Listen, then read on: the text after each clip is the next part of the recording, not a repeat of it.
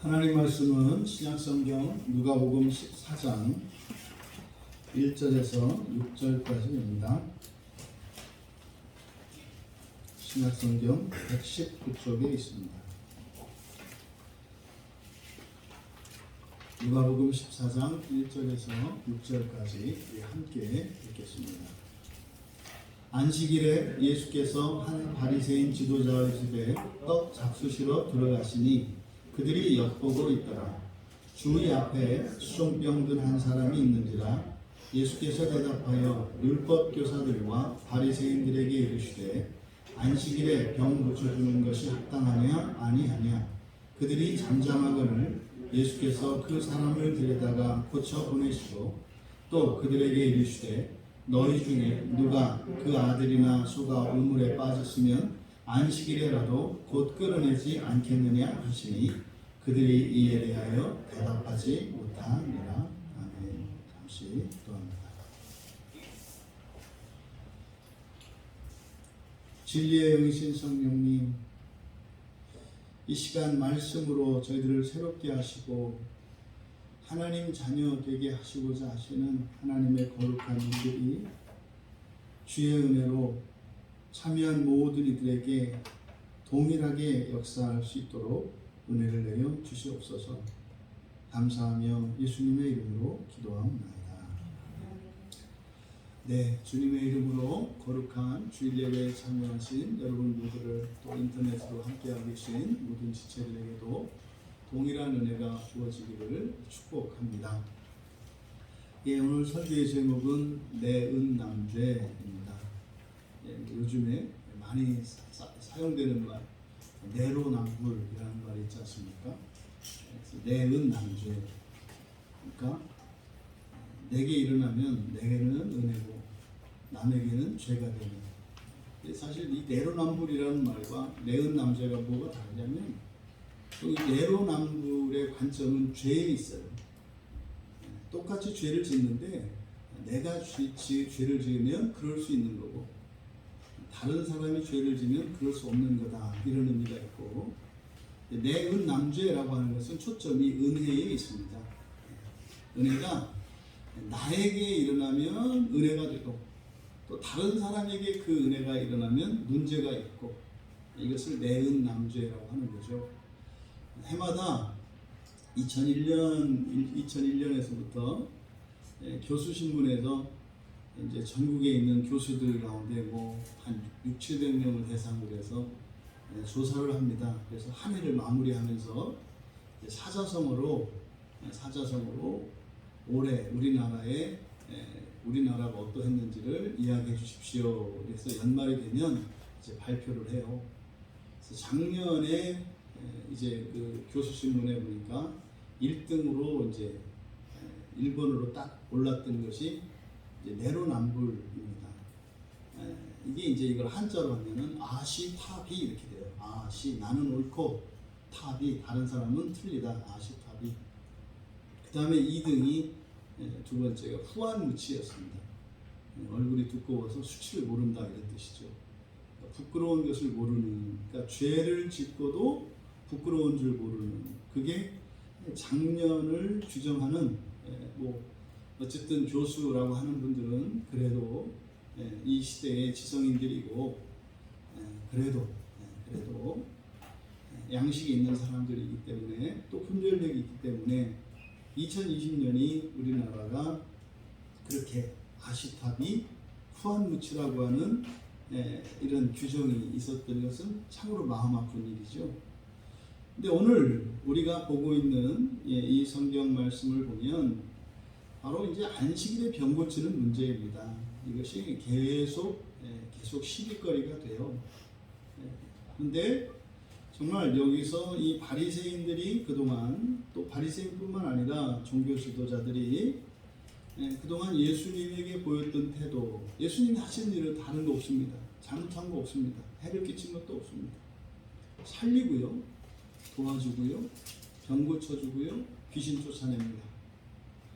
그러니까 죄를 짓는 게 아니에요. 은혜를 끼치십니다. 그런데 문제는 어떤 사람에게는 그것이 죄로 자꾸 여겨지는 거죠. 그래서 내은 남죄라고 설교 제목을 정한 겁니다. 지금 이제 드디어 안식일 논쟁이, 안식일에 대한 시비가 끝나는 장면이에요. 이제 이 사건 이후로는 안식일 갖고 트집을 잡지 않습니다.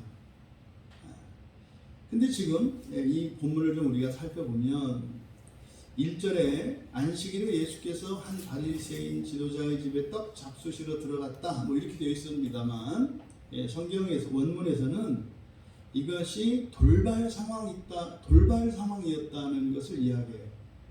이건 전혀 예기치 못했던 일이 일어난 사건이었다, 이렇게 얘기를 합니다.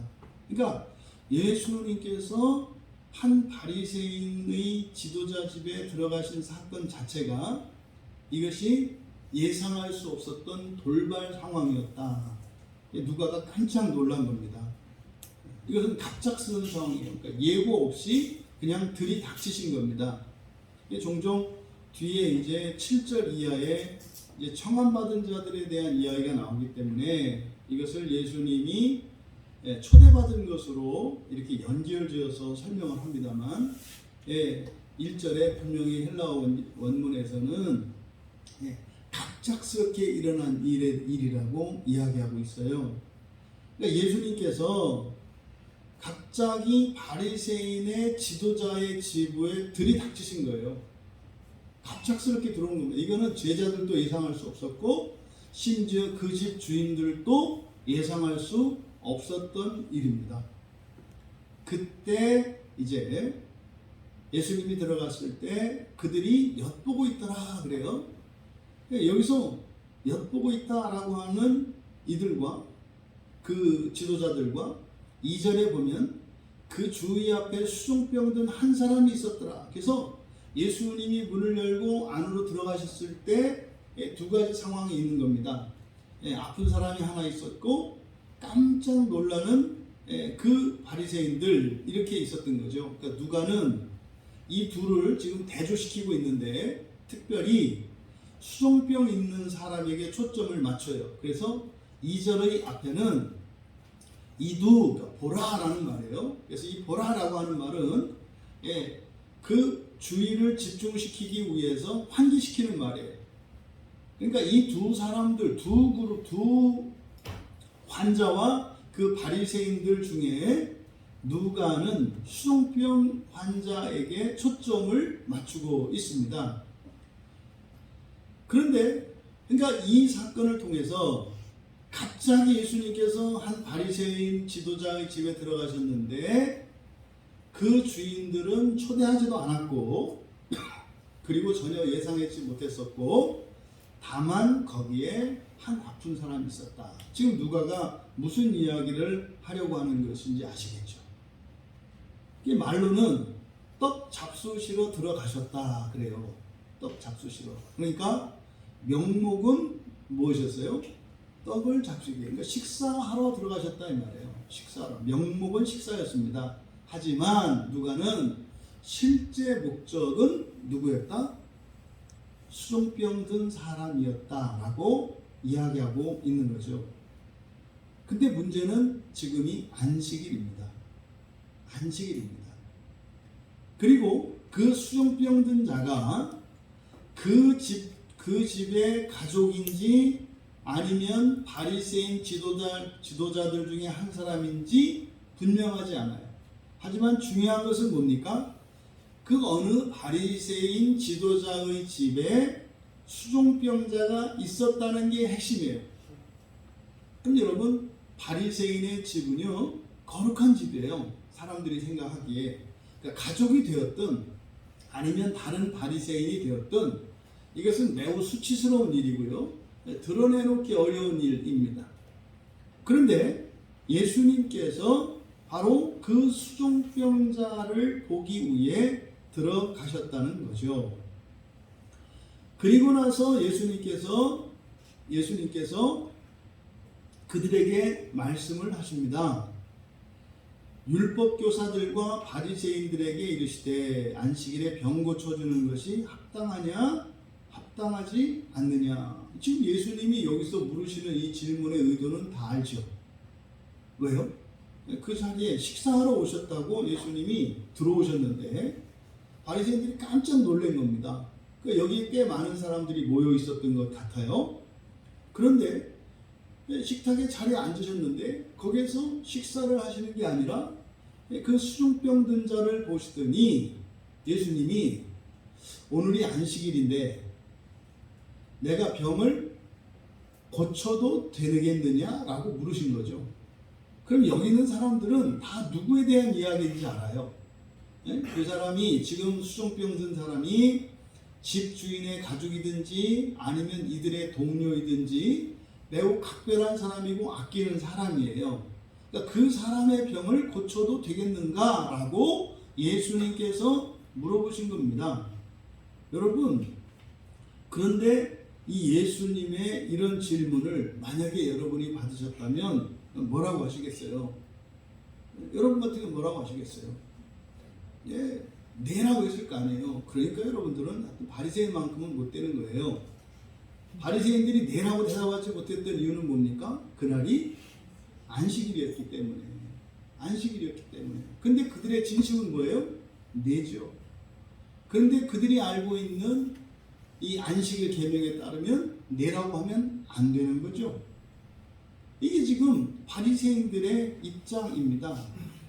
그러니까 예수님의 이 질문에 대해서 네라고 대답할 수 없는, 또 아니라고도 할 수 없는, 이것이 본문에 등장하는 바리새인들입니다. 이것이요, 오늘날도 우리 그리스도인들에게도 이런 동일한 일들이 일어납니다. 옳은 일임에도 불구하고 하면 안 되는 것 같은 이런 일들이 일어나죠. 이게 뭐예요? 이게 율법에 대한 잘못된 이해 때문에, 신앙에 대한 잘못된 이해 때문에 일어나는 일입니다. 여러분, 지금 누가복음의 주제가 뭐라 그랬습니까? 하나님 나라, 그렇죠? 하나님 나라. 그러면 지금 이 누가복음에서 주시는 이 말씀의 교훈들은요, 이 세상에서 어떻게 하면 잘 사는 것, 또 이 세상에 어떻게 좋은 나라를 만드는가, 이런 이야기가 아니에요. 이 누가복음에서 주시는 말씀의 교훈은 하나님 나라를 준비하는 삶에 대한 이야기인 겁니다. 그러니까 이런 사람의 상식을 뛰어넘는 거라고요.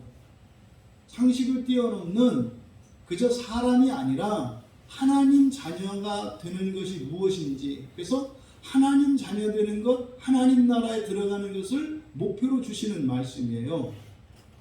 그러니까 이거를 뭐 내로남불 이렇게 얘기할 수가 없는 거예요. 근데 사실 지금 본문에 등장하는 이 바리새인들은요, 예, 보십시오. 대답을 못 하잖아요. 아니라고 적극적으로 얘기하지 않잖아요. 그러니까 뭐예요? 아는 거예요. 자기들이 뭔가가 잘못이 있다는 것, 잘못을 깨닫고 있어요. 최소한 여기 있는 사람들은 그것을 깨닫고 있어요. 뒤에 6절에 가면 대답하지 못하니라, 그래서 그 뒤로 대답하지 못해요. 그러니까요, 잘못을 깨닫고 바뀐 거거든요. 이 바리새인들이 바뀌어요. 그러면 여기서 뭐 그들이 대답 못하는 것은 이해가 돼요. 그런데요, 4절에 보면 그들이 잠잠하거를 한 뒤에 예수께서 그 사람을 데려다가 고쳐 보내시고, 여기서 데려다가, 데려온다라고 하는 이 말이 에피람바노마이라는 헬라어를 번역한 것인데요. 이 에피람바노마이라고 하는 이 말은 어디에 쓰는 거냐면, 이제 사도들이나 그리스도인들을 군병들이 잡아다가 감옥에 가두고 재판에 붙일 때, 그때 붙잡는 거예요. 누가 신고했을 때 체포하는 거. 이게 에피람바노마이라고 하는 말입니다. 그래서 성경의 이 용례들은 다 그런 곳에 사용이 돼요. 그러니까 여러분, 아니 예수님이 그 수종병 든 사람을 데려다가 고치는데 여기다가 에피람바노마이라고 한 것은 이상하지 않아요? 그러니까 여기서 우리가 예상할 수 있는 건 뭐예요? 수종병 든 사람의 병을 고쳐주려고 하는데 그 병자 자체가 어쨌다는 거예요? 적극적으로 예수님께 도움을 구한 게 아니라 뭐예요? 뭐 포로가 돼서, 죄인이 돼서 잡혀 끌려오듯이 잡혀왔다라고 얘기를 하는 거예요. 그럼 그 상황이 어떤 상황입니까? 이 수종병 든 사람이 주변 사람 눈치를 보고 있는 거고요. 그래서 어떻게 해요? 고쳐달라고 말도 못하고 그것에 대해서 사실은 꼼짝 못하고 있는 상황이었는데 마치 죄인인 것 같은 상황이었다는 거죠. 뭐가요? 수종병 든 게요. 수종병이 뭐냐면요, 붓는 거예요. 배가 퉁퉁 붓는 겁니다. 물론 얼굴도 붓고 몸에 여러 군데가 있을 수 있습니다만 수종병이라고 하는 것이 그거예요. 물 때문에 물이 차서 몸이 붓는 것을 말합니다. 배에 이제 물이 차면 복수가 찬다 이렇게 하죠. 병원에 가면 가끔 이렇게 호수를 박아가지고 물을 빼내는 사람도 있지 않습니까? 수종병이 그런 거예요. 이 고대 당시에 몸에 있는 물을 빼내거나 이런 의학적인 기술은 없죠. 그러니까요, 아마 얼굴이 부었든지 배가 부었든지 상당히 눈에 띌 정도로 굉장히 겉으로 드러나는 그런 수종병 환자였던 것 같아요. 그러함에도 불구하고 예수님 소문은 이미 들어서 알고 있지 않습니까? 예수님이 죽은 사람도 살려주는 걸요. 수종병 고치는 거야 당연하지 않겠습니까? 그럼 대신 그 수종병 환자는 예수님이 그 집에 딱 들이닥치셨을 때 놀랐겠습니다만 어쩌면 내가 병 고침을 받을 수도 있는 기회다라는 생각을 그 사람만큼은 했을 거예요. 다른 사람들은 그 수종병 환자에 대해서 관심을 갖지 않고 오히려 예수님께 관심을 갖고 있었겠습니다만 예수님께서는 그 수종병 든 사람에게 관심이 있었다 이 말이에요. 그것을 누가가 보라라고 해서 그 수종병 환자에게 집중을 시켰다. 그런데 그 환자조차도 예수님께서 강압적으로 붙잡아서 병을 고쳤다 이렇게 말씀을 해요. 그리고 나서 보냈다. 여기 이 보냈다라고 하는 이 말이 아펠리센, 그래서 아폴리오라고 하는 말인데요.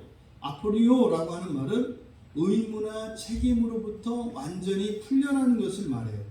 그래서 감옥에서 풀려난다든지 또 귀신이나 병에서 풀려난다든지 할 때 쓰는 말이 아폴리오라고 하는 말이에요. 그러니까 치유하셨다. 이때 치유는 치료가 아니라 치유입니다. 이아오마이를 쓰고 있거든요. 이아사토. 그래서 이아오마이의 부정과거형을 써요. 그래서 치유하셨다. 이거는 치료한 것이 아니라 예수님의 이적적인 능력으로, 하나님의 능력으로 고친 걸 말한다고 했죠. 치유하셨어요.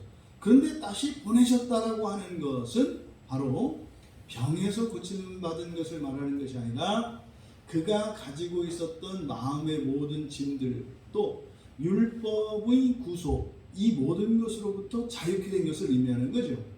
그러니까 이 수종병 든 자는 예수님이 오셔서 병을 고쳐주셨고 그 다음에 마음의 모든 짐, 모든 구속들을 끌어주셔서 자유를 얻게 된 것을 말합니다.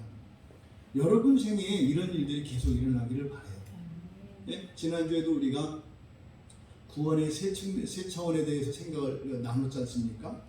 그래서 육체적인 구원, 또 영적인 구원, 초월적인 구원, 이런 구원들이 여러분들에게 일어나기를 바라요. 특별히 이번 주에 지금 환자들이 많아서 지금 병원에 이번에 입원하신 분들이 이제 2분이 계세요.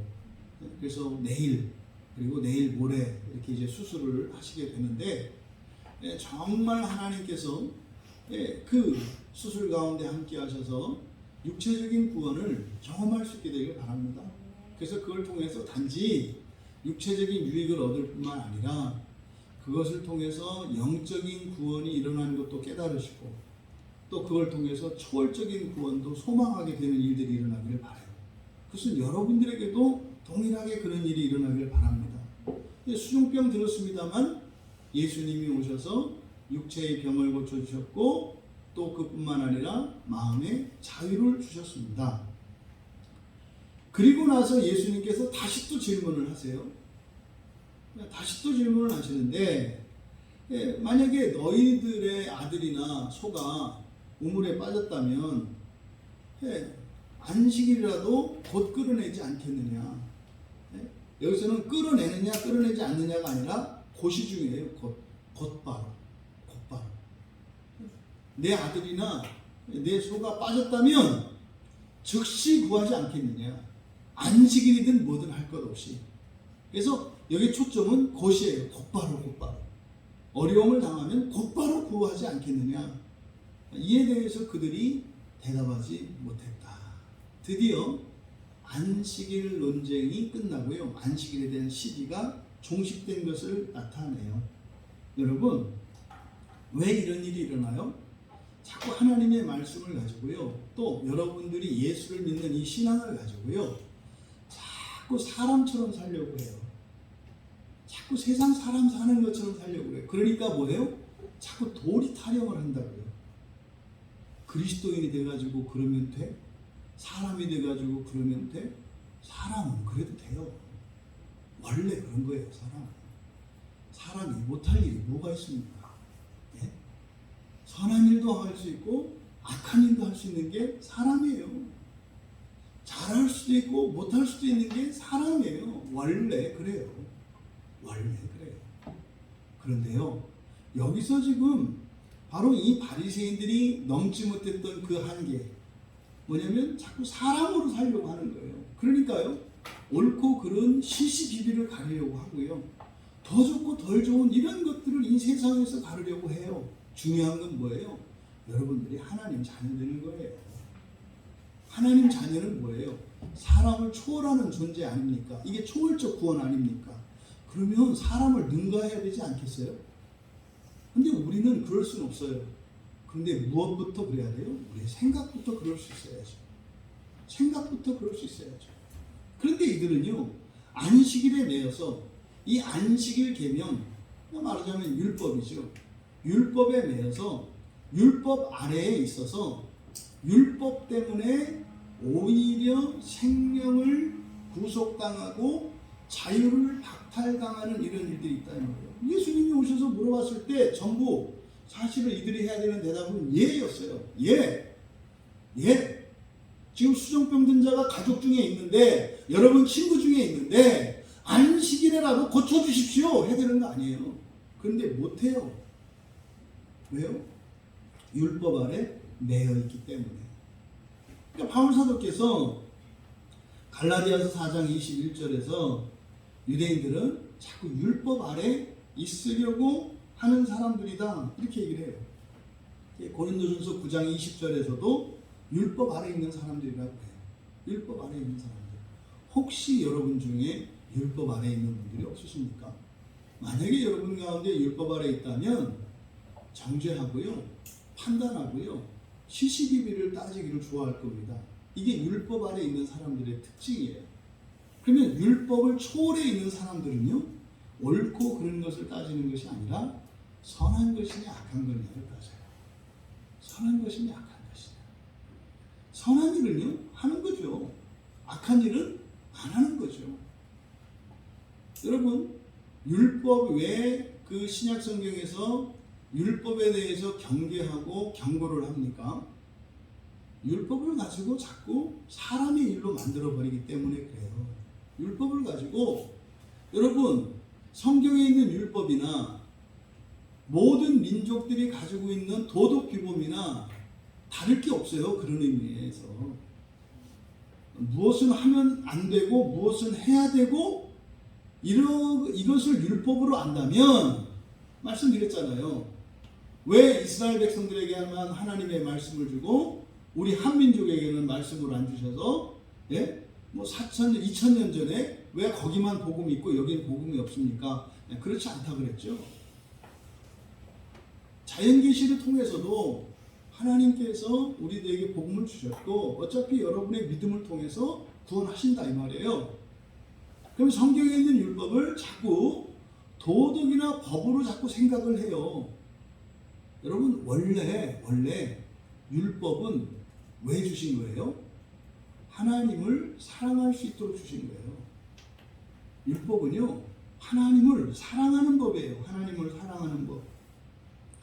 여호수아 22장 5절에 보면은 바로 이 율법이 왜 우리에게 주어졌는지를 가르쳐 주는데, 율법을 통해서 우리는 하나님을 사랑하게 돼요. 그러니까요, 율법의 내용이 중요한 것이 아니라 율법 전체를 보았을 때 이것은 하나님을 사랑하게 되는 것이구나. 좋은 거다 이 말이에요. 또 뭐 신명기에서는 계속해서 율법은요 복 받는 길이에요. 복의 길이에요. 복. 하나님의 복이, 그러니까 하나님이 주신 복이 앞에 놓여 있거든요. 그 복을 향해서 가는 길, 그 복으로 인도하는 길이 율법이에요. 그러니까 이거를 왜 지켜? 그 앞에 복이 있기 때문에 지키는 거예요. 그러니까 율법이 옳고 그르고 이게 무슨, 여러분 이게 뭐 시대에 떨어지고 안 떨어지고 그게 중요한 게 아니라 율법은요 복으로 인도해요. 복으로. 그러니까 이거를 율법을 지키면 구원받고 율법을 지키지 않으면 구원받지 않고 이런 문제가 아니라 여러분의 실생활에 관한 것이라고요. 복 받고 싶으세요? 하나님께서 마련해 놓으신 그 복이 있거든요. 하늘의 복과 땅의 복이 있어요. 그 복을 받고 누리고 싶으세요? 율법을 따라 사세요. 싫으세요? 그럼 그렇게 하세요. 복 받지 마시고 그냥 뭐 인생 아주 드라마틱하게 사세요. 그건 여러분들이 선택할 얘기예요. 그러니까 이것은 무슨 여러분 반드시 법을 지켜야 됩니다. 여러분 사람이 반드시 행복해야 됩니까? 사람이 반드시 부자가 되어야 됩니까? 사람이 반드시 최고가 되어야 됩니까? 아니에요. 자기가 원하는 거예요. 율법도 마찬가지입니다. 또요, 율법은요 형통하는 길이에요. 형통하는 길이에요.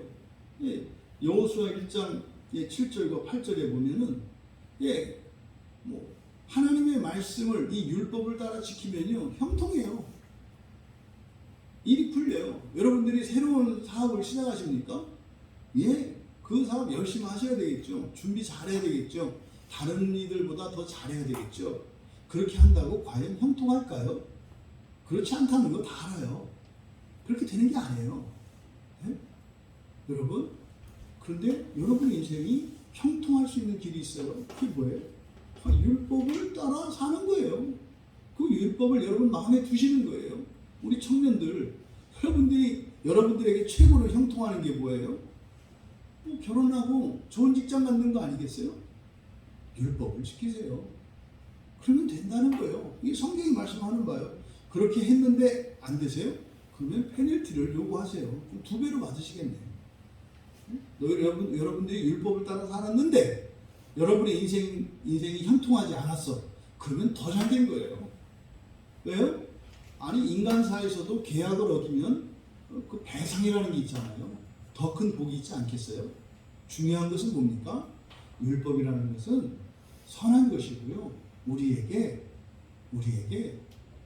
복과 형통과 사랑을 주는 것이다.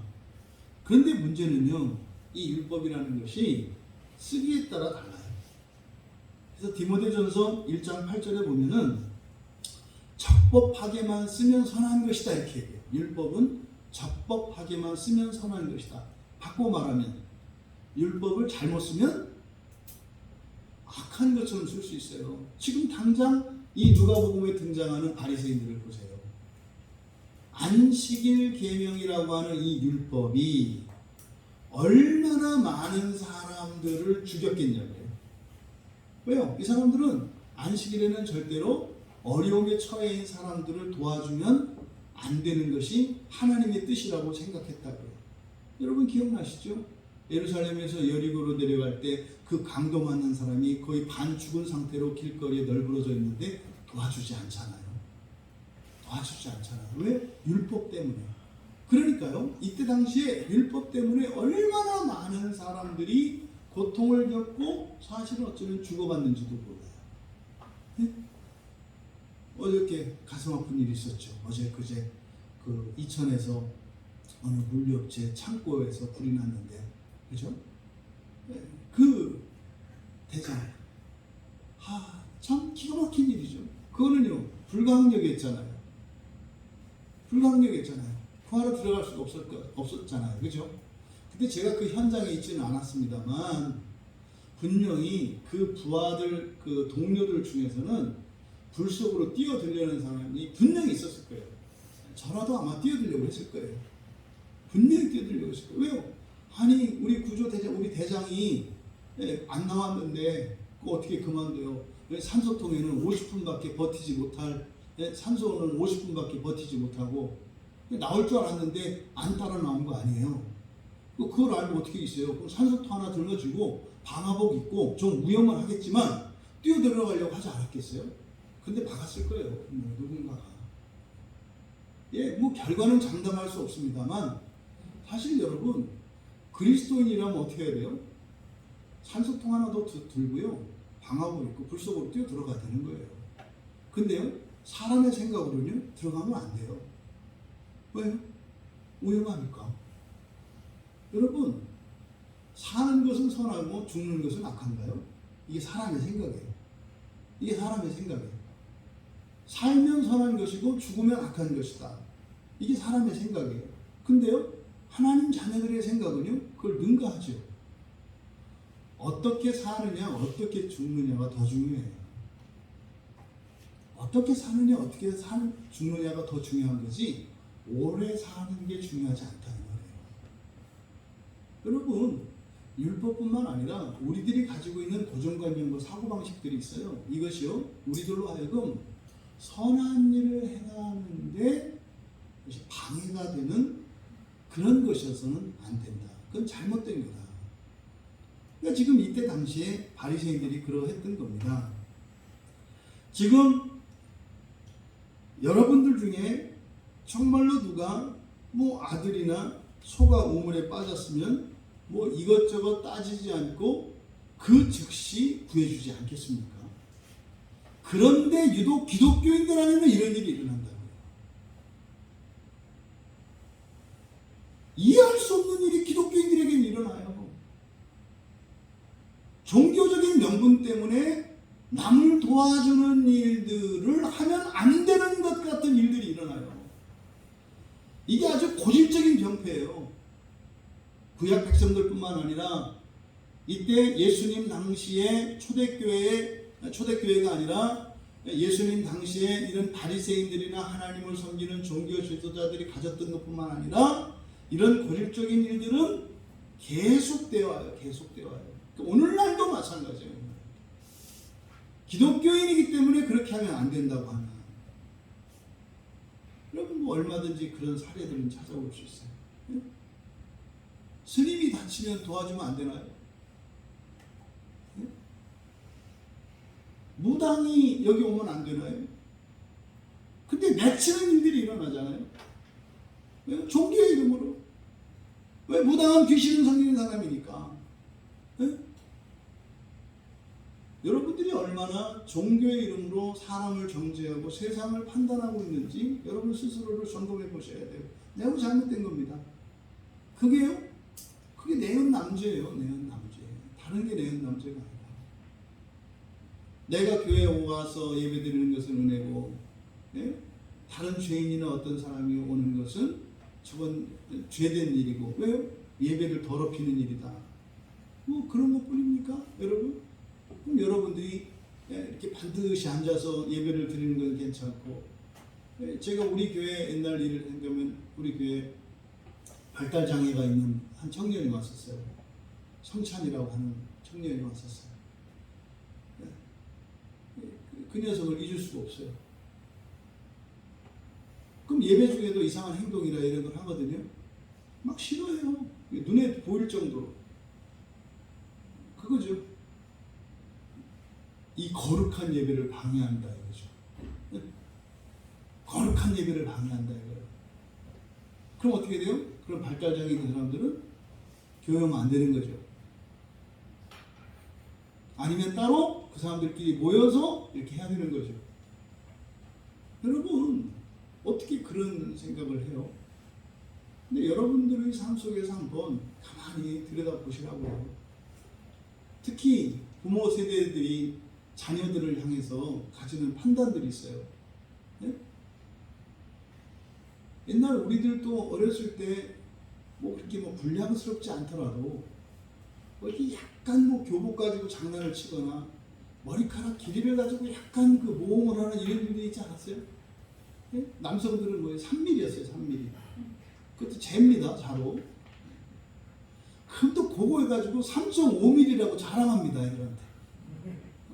근데 머리 깎았는데 내가 오늘 3.5mm 깎았다. 야 아니라고 그래서 그제 자로 잽니다. 그러면은 막 무슨 영웅이나 된 것처럼 바지통 9인치 반이었어요. 규칙이 얼마나 그 강했으면 지금까지 이게 가는 거야.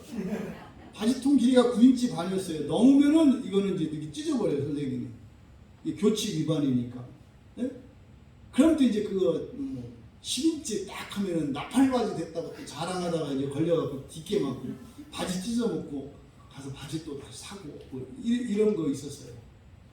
여러분 얼마나 항상 부모와 자녀들의 세대는 세대차가 있어요.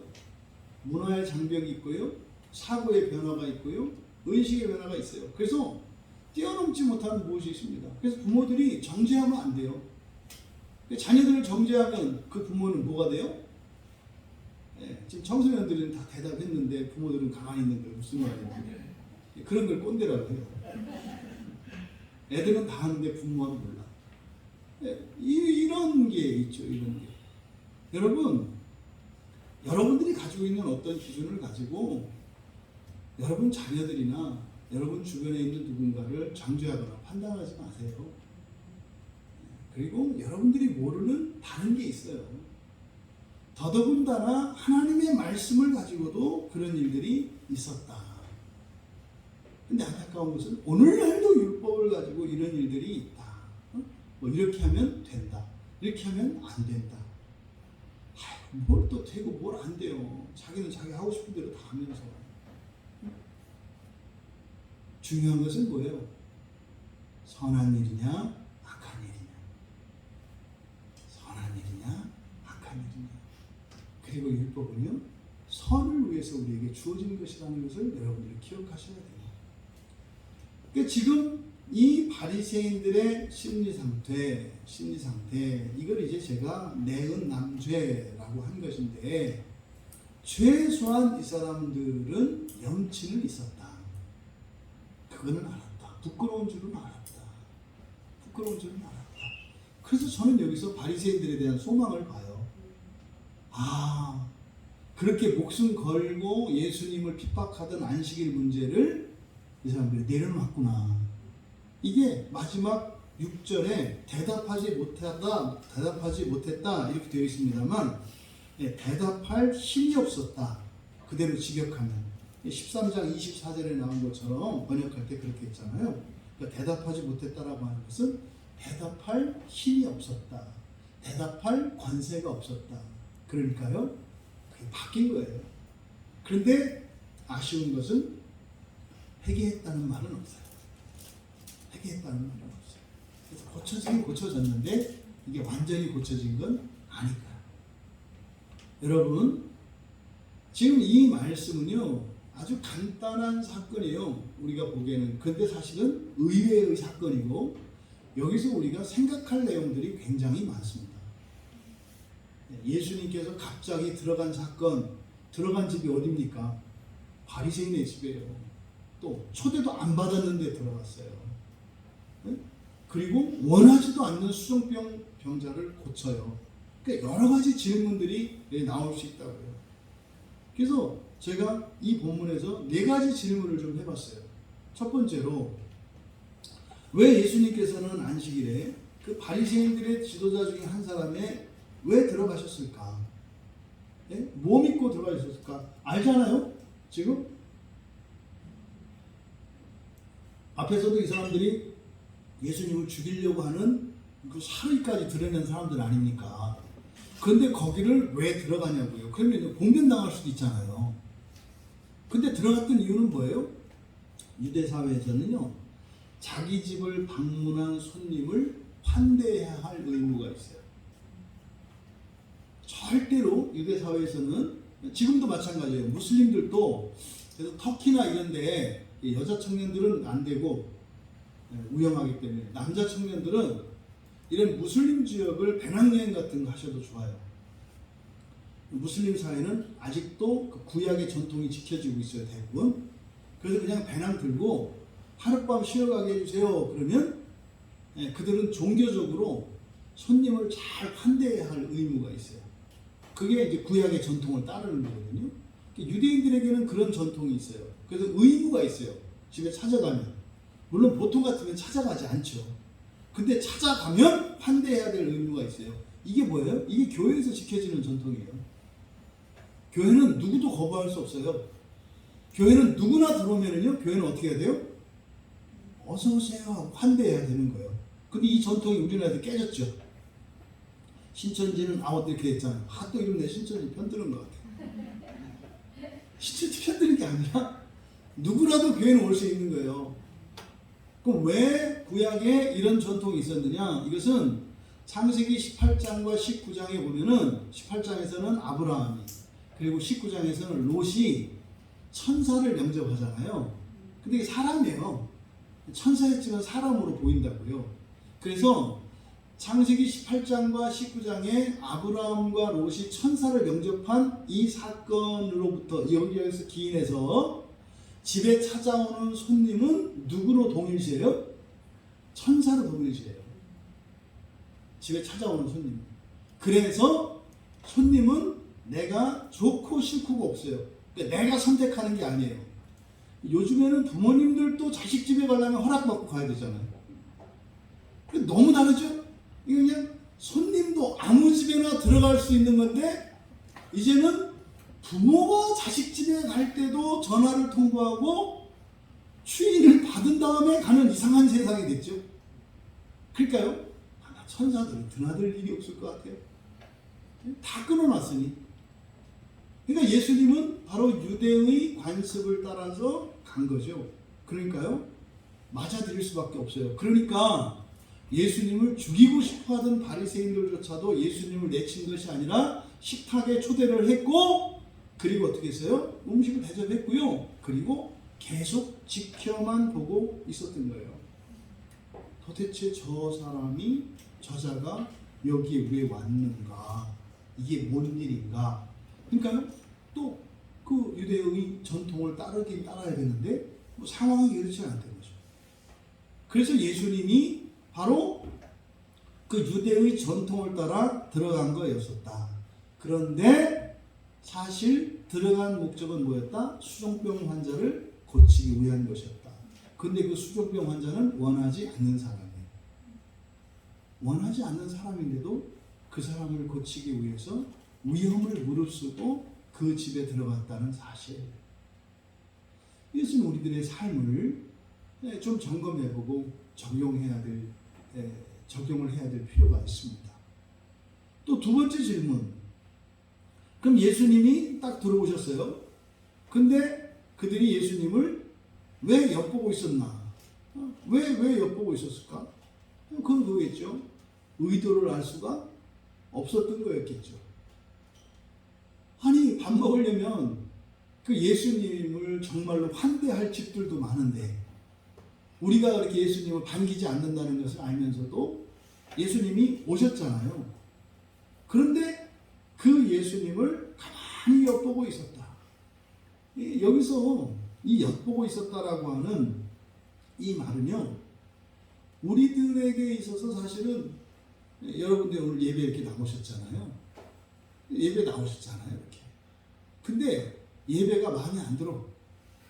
예배가 탐탁지 않아. 그럴 수 있잖아요. 예수님이 오셨는데 탐탁지 않아. 왜 그러는지 모르겠어. 그러니까 뭐 목사님이 설교를 하는데 뭔 얘기를 하려고 하는지 모르겠어. 왜 저 얘기를 하나? 뭐 나한테 하는 얘기인가? 누구한테 하는 얘기인가? 뭐 이렇게 엿볼 수 있지 않아요? 그런 거예요. 똑같은 거죠. 왜 그래요? 왜?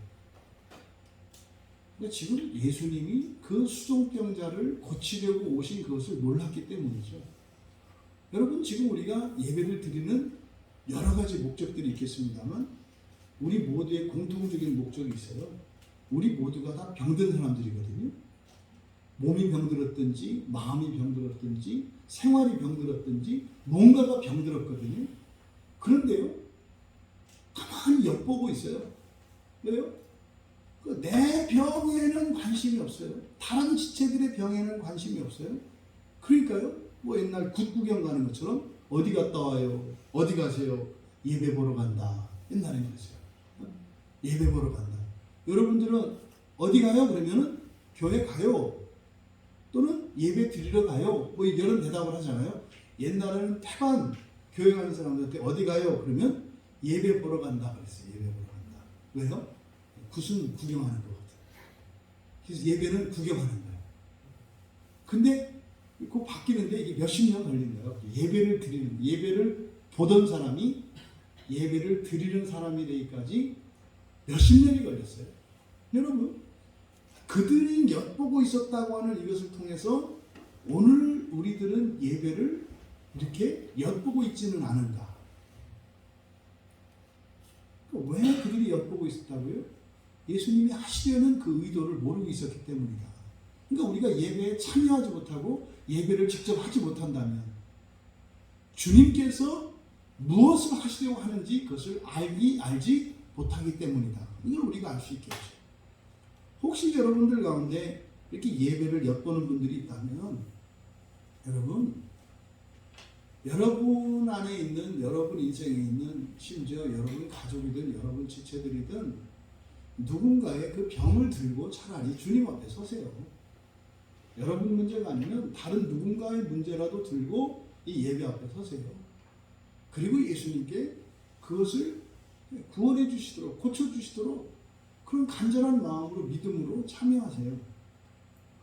또 세 번째로, 먼저 그들을 병을 고칠까 말까라고 물어보셨을 때 그들이 대답을 하지 못했던 결정적인 이유는 앞에 누가복음 13장 14절에서 회당장이 그랬잖아요. 네?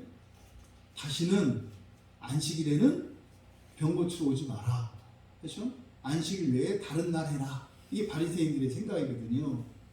그러니까 자기들의 입으로 그렇게 얘기를 했으니 안식일 날은 병 고치지 마라. 또 병 고쳐달라고 하지도 마라 라고 자기들의 입으로 말했으니 지금 뭐라고 대답할 수가 없죠. 근데 문제는 내 가족이야. 문제는 내 친구야. 그러니까 이게 어떻게 돼요? 이게 다른 거예요. 그때는 그렇게 마치 안식일 계명을 지키는 것처럼 이야기를 했지만 막상 내 가족의 일이 되고 보니까 어때요? 상황이 달라지는 거죠. 상황이 달라지는 거죠. 여러분, 이럴 때 어떻게 해야 됩니까? 그냥 잘못을 깨달았으면 바로 뉘우치고 돌이키면 돼요. 설사 그런 말을 했다 하더라도 그냥 인정하고 지난번에 회당에서 우리들이 했던 얘기는 잘못된 거였습니다. 예수님, 우리 가족을 또 내 친구를 고쳐주세요. 이렇게 하면 될 일이거든요. 근데 못하잖아요. 말을 못하고 있잖아요. 만약에 여러분들이 가지고 있는 어떤 고정관념이나 과거에 했던 말이나 이런 것 때문에 여러분이 매여 있다면 그냥 그 즉시 돌이키고 인정하고 그냥 깨끗이 인정하고 오히려 하나님께 도움을 청하면 될 일입니다. 또 네 번째로, 왜 강압적으로 강제적으로 붙잡아서 병을 고쳐주셨는가 하는 거예요. 강압적으로 하셨는가. 그러니까 이것은 그 사람이 할 수 없었기 때문이겠죠. 자기 자신도 못했겠고 자기 자신도 두려움 때문에 못했겠고, 근데 그 두려움을 갖는 이유가 주변 사람들이었겠죠. 주변 사람들을 눈치 보느라고 하지 못했겠죠. 그러니까 예수님이 강압적으로 하지 않으시면 그 사람이 고침받을 수 없었기 때문에 그렇게 하셨던 것임을 알 수가 있어요. 그럼 이 외에도 여러분들이 개인적으로 이 본문에 대해서 이런저런 질문들을 던져볼 거리들이 되게 많은 내용입니다. 그럼 나는 어떻게 해야 되나? 나도 예수님처럼 이렇게 해야 되나? 이런저런 질문들이 많이 나올 수 있는 그런 본문입니다. 여러분, 지금 바리새인들이 했던 이런 일들, 이런 내은남죄 같은 이런 일들이요, 여기 지금 누가복음이잖아요. 예수님이 아직 지상에 계시잖아요. 근데요, 예수님이 이제 앞으로 죽으시고 죽었다 살아나시고 40일을 제자들과 함께 사시다가 승천하시거든요. 그리고 나서 이제 제자들이 본격적으로 사역을 해요. 그 가운데 이제 사도 바울이 회심하고 예수님의 제자가 되잖아요. 사도행전 9장에 가보면은요, 사도행전 9장 27절에 가보면은요, 이 에피람바노마이라고 하는 단어가 사용이 되어 있는데, 그게 어디가 사용이 되냐면, 바울이 이제 예수님을 믿었어요. 예수님을 믿고 사도가 됐어요. 이방인의 사도가 됐어요. 예수님으로부터. 근데 문제는 기존에 먼저 사도로 부르심을 받은 사도들이 바울을 인정하지 않겠죠. 그래서 바울을 이제 바나바가 예루살렘에 있는 사도들에게 데려갈 때 이 에피람바노마이라는 말을 그때 또 써요. 그러니까 무슨 말이에요? 이제 입장이 바뀐 거야. 예수님이 바리새인의 집에 들어가는데 이제는 바리새인이었던 바울이 예수님의 제자들의 집에 가는데도 못 들어가. 그러니까 똑같아요. 이 수중병 든자나 바울이나 똑같은 거예요. 그러니까 이것은 뭡니까? 오늘날도 똑같아요. 오늘날도. 그러니까 예수님의 사도들이 바리새인 역할을 하고 있고, 그때는 사도행전 9장에서는. 그리고 사도가 된 바울이 수종병 든 자가 된 것 같이 됐죠. 그리고 바나바가 예수님의 역할을 하고 있는 것을 알 수 있어요. 그럼 여러분, 이게 오늘날도 우리들에게 되풀이될 수 있다는 것을 우리가 알 수 있습니다.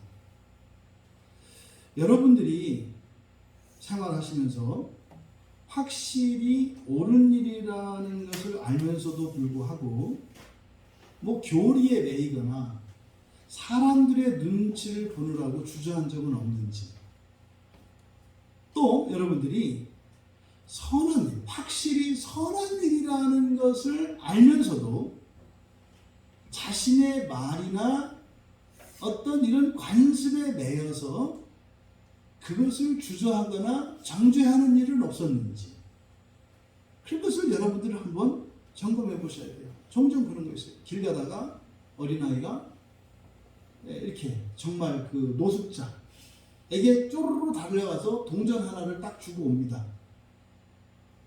그때 상식이 있고 인간적인 엄마라면 아이를 칭찬해줘야 맞는 거예요. 잘했다. 잘했다 우리 아들. 잘했다 우리 딸. 이렇게 칭찬해줘야 받아요. 그런데 아주 몰상식하고 비인간적인 엄마는 뭐라고 해요? 아침에 또 잡아가면 어떡하려고 그래? 아니면 병균 옮기면 어떡하려고 그래? 여러분, 그리고 나서 자기보다 신분이 높고 뭐한 사람을 만나면 어떻게 해요? 이리 와 하고 쪼르르 인사해야 되는 거야, 이러지 않겠어요? 어디에 가서는 인사를 시키고 어디에 가서는 가까이 가지 말라고 하고. 여러분, 인사하고 돕는 일은 선한 일이죠. 누구한테나 항상 하는 일이죠. 근데요, 사람들은요 그렇게 이야기하지 않아요. 누구한테는 인사를 하고 누구한테는 인사를 하지 말라고 하죠. 이건 매우 잘못된 거죠. 여러분 안에 이런 것은 없는지 한번 점검해 보시기를 바랍니다. 이런 일이 있어서는 안 되죠.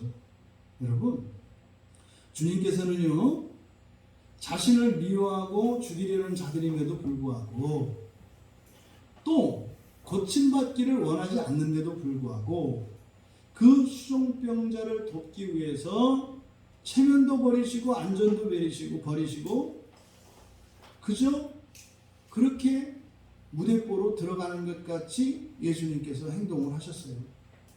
그리고요, 선행을 하시는데도 강제로 무슨 마치 죄수를 다루듯이 그렇게 강제로 붙잡아서 병을 고쳐주셨어요. 예수님의 이 모범은요, 사람은 이래야 된다라고 하는 것이 아니에요. 하나님은 이런 거란다라고 보여주신 거예요. 사람은요, 자기 입맛에 맞는 사람만 따라가요. 하나님은요, 자기 입맛에 맞지 않아도 선한 일은 하는 거예요. 이것이 사람과 하나님의 차이입니다. 정리합니다. 여러분, 의롭고 선한 일이라면 무조건 행하십시오. 의롭고 선한 일이라면 상대를 가리지 말고 행하십시오. 네, 말씀하잖아요. 예, 로마서 12장 17절에서 우리가 살펴봤던 것처럼 악을 악으로 갚지 마라. 모든 사람 앞에서 선을 도모해라 그러잖아요. 그러니까 내가 좋아하는 사람이든 싫어하는 사람이든 나를 좋아하는 사람이든 나를 싫어하는 사람이든 선한 일은 선한 일이고 악한 일은 악한 일이에요. 악한 사람에게 악한 일을 하면 악한 일을 한 거고요.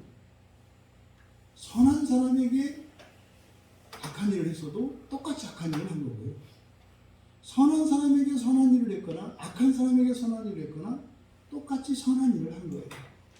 이것이 하나님이 가지는 기준이에요. 사람이 가지는 기준은요, 차별을 하죠. 여러분들은 사람으로 살지 마시고 하나님으로 사시기 바랍니다. 근데 중요한 것은 무조건 의롭고 선한 일이라고 해서 행해라 라고 해서 여러분들이 그 의롭고 선하다라고 하는 이 기준을 여러분들의 주관적이고 독단적인 기준에 의해서 판단하시면 안 돼요. 나는 이게 좋은 일이라고 생각하니까 그럼 하면 되겠구나. 그렇게 가셔서는 안 돼요. 정확한 기준이 있죠. 선이라고 하는 것은 누구의 선이에요? 하나님의 선이에요. 하나님의 선. 내가 보기에 좋은 것이 아니라 하나님 보시기에 좋은 것이라고요. 그래서 이 의롭다 선하다라고 하는 이 기준은, 절대적인 기준은 어디다? 성경이다. 성경의 가르침에 의롭고 선한 것이라면 무조건 행해라. 무조건 행해라.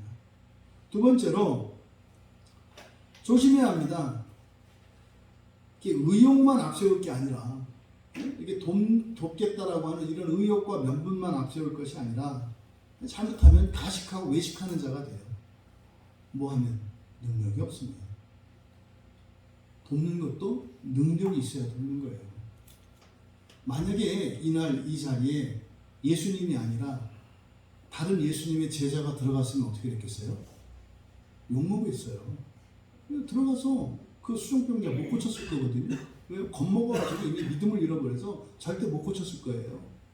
그럼 망신만 당해요. 그럼 예수의 제자들은 저것들은 체면도 없고 배알도 없고 뭐 경우도 없고 아무것도 없다 이랬을 거 아니에요. 예?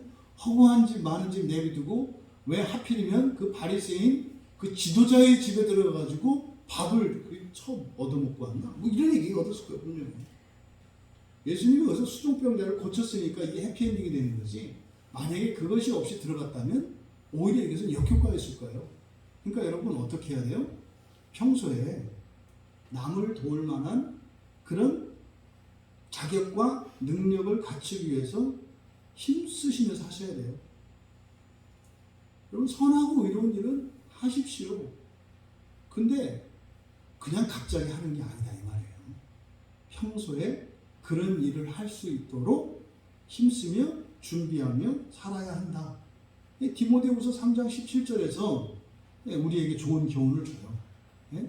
성경을 우리에게 주신 목적이 뭔지, 모든 선한 일을 행할 능력을 갖추게 하기 위한 것이에요. 성경이라고 하는 것이. 그러니까 여러분들이 이게 선한 능력을, 선한 일을 행하기 위해서는 어떻게 해요? 성경을 아셔야 돼요. 성령의 감동으로 주시고, 바르게 하고, 책망하고, 의로 교육하기에 좋아요. 그 목적이 뭐라고요? 모든 선한 행할 능력을 갖추게 하기 위한 거예요. 그러니까 여러분들이 그런 능력을 갖추셔야 돼요. 그래서 성경을 통해서 분별력을 가져야 되고, 선과 악에 대한 기준이 있어야 되고, 때와 장소에 대한, 그리고 자신에 대한 이런 분별력이 있을 때라야 그 일을 할 수 있는 것이다. 세 번째로, 내은 남죄, 내게는 은혜요, 남에게는 죄다. 죄가 되면 하나님의 은혜가 부어지는데 내가 할 때는 좋은 것이고 남에게 할 때는 나쁜 것처럼 여겨지는 이런 내은 남죄가 아니라, 여러분이 기억하실 것은 내은 남은 내 죄 남죄예요. 내게 은혜면 다른 사람에게도 은혜인 거고요. 내게 죄면 다른 사람에게도 죄인 거예요. 바꿔 말하면 뭡니까? 나한테 좋은 일은 다른 사람한테도 좋은 거고요. 나한테 싫은 일은 다른 사람한테도 싫은 일이에요. 어떻게 해야 될까? 이렇게 생각하지 마시고 만약에 여러분이 다른 사람의 입장이라고 했을 때 그 사람에게 어떤 게 좋을까를 생각하시고 하는 것이 여러분 생각에 그때그때에 따라서 구분해서 할 일이 아니다. 항상 선한 일은 선하고 악한 일은 악하다. 그래서요, 선한 일에는 아끼거나 주저하지 마십시오. 두려워하지 마십시오. 원수들에게조차 여러분들이 선을 베푸는 거에 있어서 주저하거나 두려워하지 마세요. 왜요? 선한 일은 원수조차도 선하게 바꿔요. 이것을 기억하셔야 돼요. 원수니까 악한 일을 하면 어떻게 될까요? 더 악해지죠. 더 원수가 되죠. 그럼 누구에게 해가 돼요? 나에게 해가 됩니다. 나에게 해가 됩니다. 그래서 사람이 아닌 하나님 되기를 바라고 사시는 여러분, 언제 어디에서나 누구에게나 선을 행하며 살아가기 위해 애쓰고 힘쓰시고, 또 그런 기회가 왔을 때 선을 행하며 살아갈 수 있는 여러분 모두가 되시기를 주님의 이름으로 축복합니다. 네, 찬양 준비해 주시고요. 여러분들이 자꾸 신앙생활 하면서도